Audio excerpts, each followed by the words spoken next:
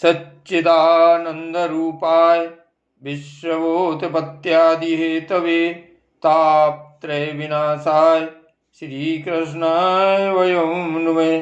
श्री गोपीजनवल्लभः नमः। श्री गोवर्धननाथ की जय। जय जय श्री गोकुलेश। जय जय श्री गोकुलेश। श्री सुखदेव जी कहते हैं, परीक्षित, मैं कह चुका हूँ कि गोपियों के परम प्रियतम जीवन सर्वस्व श्री कृष्ण ही थे। जब उनके दर्शन के समय नेत्रों की पलकें गिर पड़ती, तब वे पलकों को बनाने वाले को ही कोसने लगती।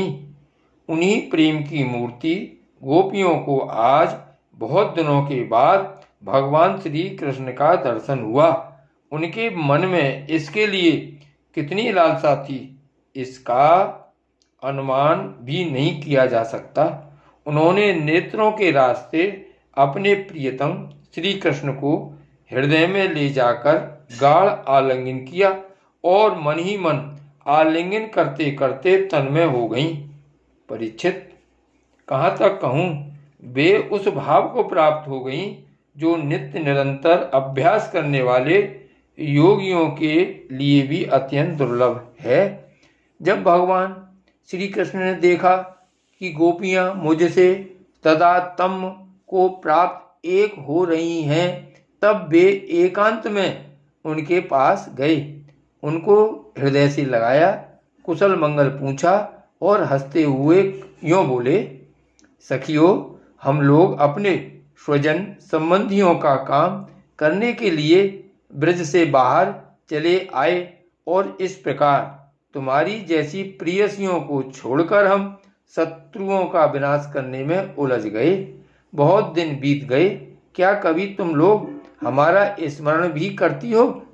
मेरी प्यारी गोपियों, कहीं तुम लोगों के मन में यह आशंका तो नहीं हो गई है कि मैं अकृतज्ञ हूँ और ऐसा समझकर तुम लोग हमसे बुरा तो नहीं मानने लगी हो? निसंदेह भगवान ही प्राणियों के संयोग और वियोग के कारण हैं। जैसे वायु बादलों, तिनकों, रुई और धूल के कणों को एक दूसरे से मिला देती है और फिर स्वच्छंद रूप से उन्हें अलग अलग कर देती है, वैसे ही समस्त पदार्थों के निर्माता भगवान भी सबका संयोग वियोग अपने इच्छानुसार करते रहते हैं।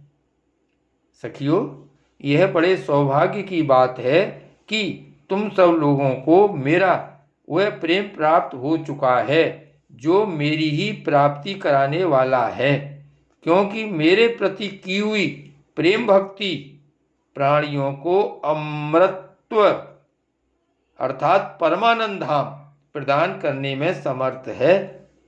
प्यारी गोपियों, जैसे घटपट आदि जितने भी भौतिक पदार्थ हैं, उनके आदि अंत और मध्य में, बाहर और भीतर उनके मूल कारण पृथ्वी, जल, वायु, अग्नि तथा आकाश ही ओतप्रोत हो रहे हैं, वैसे ही जितने भी पदार्थ हैं उनके पहले, पीछे, बीच में, बाहर और भीतर केवल मैं ही मैं हूँ। इसी प्रकार सभी प्राणियों के शरीर में यही पांचों भूत कारण रूप से स्थित हैं और आत्मा भोक्ता के रूप से अथवा जीव के रूप से स्थित है, परंतु मैं इन दोनों से परे अविनाशी सत्य हूँ। ये दोनों मेरे ही अंदर प्रतीत हो रहे हैं। तुम लोग ऐसा अनुभव करो। श्री सुखदेव जी कहते हैं, परीक्षित, भगवान श्री कृष्ण ने इस प्रकार गोपियों को आध्यात्म ज्ञान की शिक्षा से शिक्षित किया। उसी उपदेश के बार बार स्मरण से गोपियों का जीव कोश लिंग शरीर नष्ट हो गया और वे भगवान से एक हो गईं, भगवान को ही सदा सर्वदा के लिए प्राप्त हो गईं। उन्होंने कहा, हे कमल नाभ, अगाध बोध संपन्न बड़े बड़े योगेश्वर, अपने हृदय कमल में आपके चरण कमलों का चिंतन करते रहते हैं।